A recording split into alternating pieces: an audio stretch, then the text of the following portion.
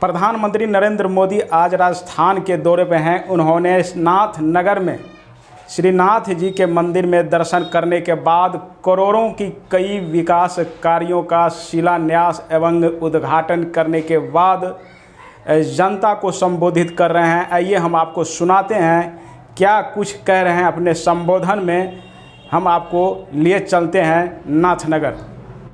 भाइयों और बहनों, भारत सरकार राज्य के विकास से देश के विकास के मंत्र पर विश्वास करती है। राजस्थान देश के सबसे बड़े राज्यों में से एक है। राजस्थान भारत के शौर्य, भारत की धरोहर, भारत की संस्कृति का वाहक है।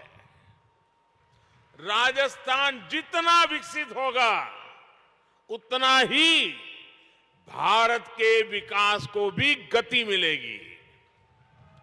और इसलिए हमारी सरकार राजस्थान में आधुनिक इंफ्रास्ट्रक्चर पर सबसे अधिक बल दे रही है। और जब मैं आधुनिक इंफ्रास्ट्रक्चर की बात करता हूं तो इसका मतलब सिर्फ रेल और रोड ही नहीं होता। आधुनिक इंफ्रास्ट्रक्चर शहरों और गांवों में कनेक्टिविटी बढ़ाता है, दूरी कम करता है।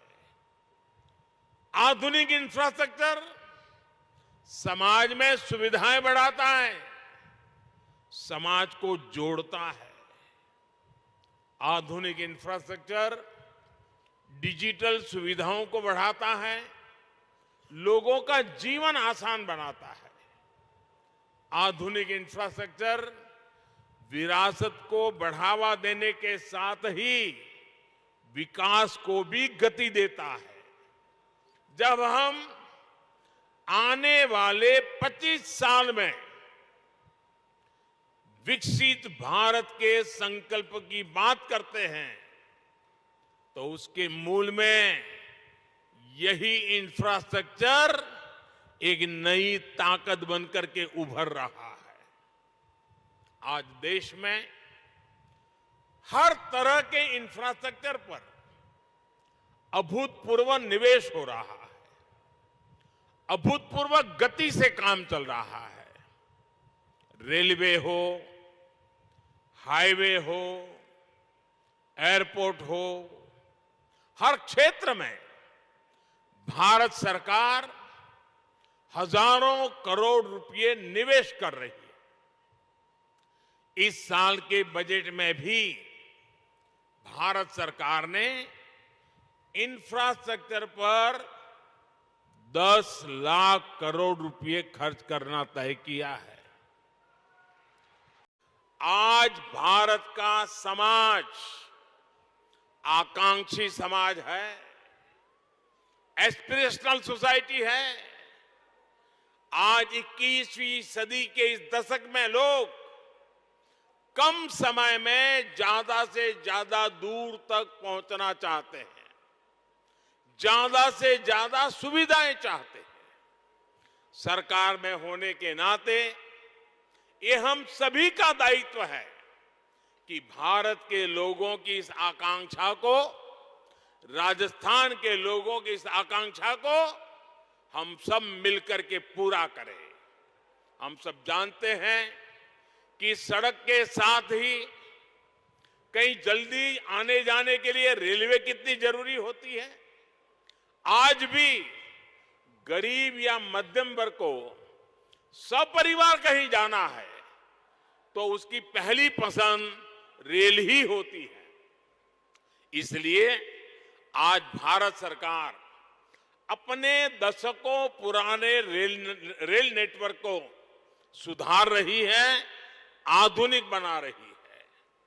आधुनिक ट्रेनें हो, आधुनिक रेलवे स्टेशन हो, आधुनिक रेलवे ट्रैक्स हो, हम हर स्तर पर एक साथ चारों दिशाओं में काम कर रहे हैं।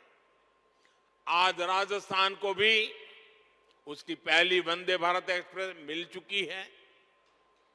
यहां मावली मारवाड़ गेज परिवर्तन की मांग भी तो कब से चल रही थी, ये अब पूरी हो रही है।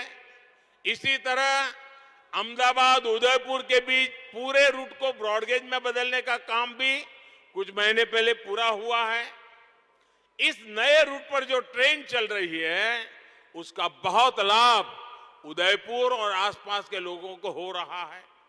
साथियों, पूरे रेल नेटवर्क को मानव रहित फाटकों से मुक्त करने के बाद हम अब तेजी से पूरे नेटवर्क का बिजलीकरण कर रहे हैं।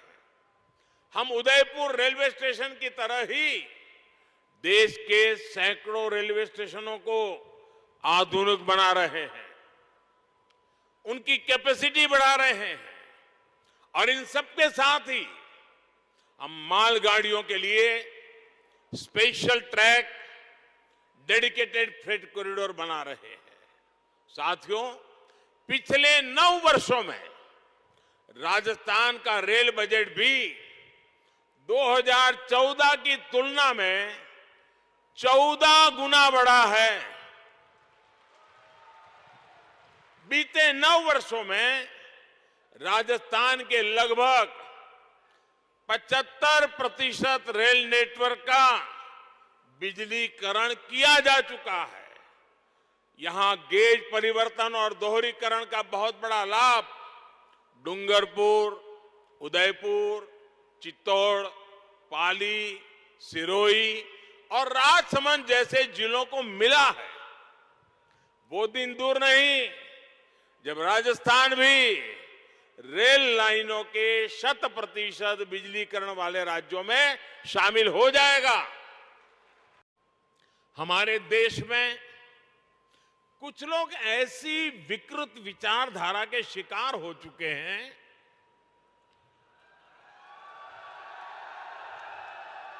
इतनी नकारात्मकता से भरे हुए हैं, देश में कुछ भी अच्छा होता हुआ वो देखना ही नहीं चाहते और उन्हें सिर्फ विवाद खड़ा करना ही अच्छा लगता है।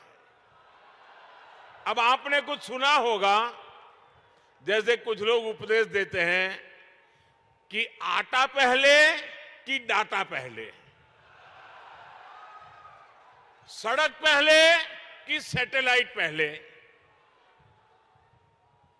लेकिन इतिहास गवाह है कि स्थायी विकास के लिए, तेज विकास के लिए मूल व्यवस्थाओं के साथ ही आधुनिक इंफ्रा बनाना भी जरूरी होता है। जो लोग कदम कदम पर हर चीज वोट के तराजू से तोलते हैं, वो कभी देश के भविष्य को ध्यान में रखकर योजना नहीं बना पाते।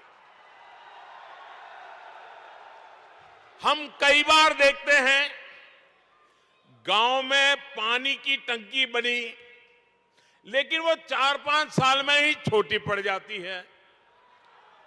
कितनी सड़कें या फ्लाईओवर ऐसे होते हैं जो 4-5 साल में अपर्याप्त लगने लगते हैं।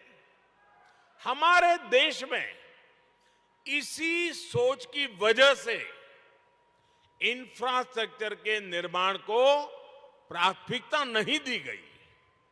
इसका बहुत नुकसान देश ने उठाया है। अगर पहले ही मान लीजिए पर्याप्त संख्या में मेडिकल कॉलेज बन गए होते तो पहले देश में डॉक्टरों की इतनी कमी नहीं होती। अगर पहले ही रेलवे लाइनों का बिजलीकरण हो गया होता तो आज हजारों करोड़ रुपए खर्च करके ये काम करने की जरूरत नहीं रहती। अगर पहले ही हर घर तक नल से जल आने लगता तो आज 3.5 लाख करोड़ रुपए लगाकर जल जीवन मिशन नहीं शुरू करना पड़ता। नकारात्मकता से भरे हुए लोगों में ना दूरदृष्टि होती है और ना ही वो राजनीतिक स्वार्थ से ऊपर उठकर कुछ सोच पाते हैं। आप सोचिए, अगर नाथद्वारा की जीवन रेखा कहे जाने वाले नंद समंद बांध या टाटोल बांध नहीं बने होते तो क्या होता। और हम तो राजस्थान और गुजरात के लोगों के जुबान पे लाखा बंजारा का नाम बार बार आता है। हम लाखा बंजारा की चर्चा करते हैं। पानी के लिए लाखा बंजारा ने अपना जीवन खपा दिया था। हालत यह है कि अगर पानी के लिए इतना काम करने वाले और जिनकी चारों पर बावड़ी किसने बनाई तो बोले लाखा बंजारा, वहां तालाब किसने बनाया तो बोले लाखा बंजारा। ये गुजरात में भी बोला जाता है, राजस्थान में बोला जाता है। मतलब हर एक को लगता है भाई पानी की समस्या का समाधान कोई करता था तो लाखा बंजारा करता था। लेकिन आज हालत यही है कि यही लाखा बंजारा चुनाव में खड़ा हो जाए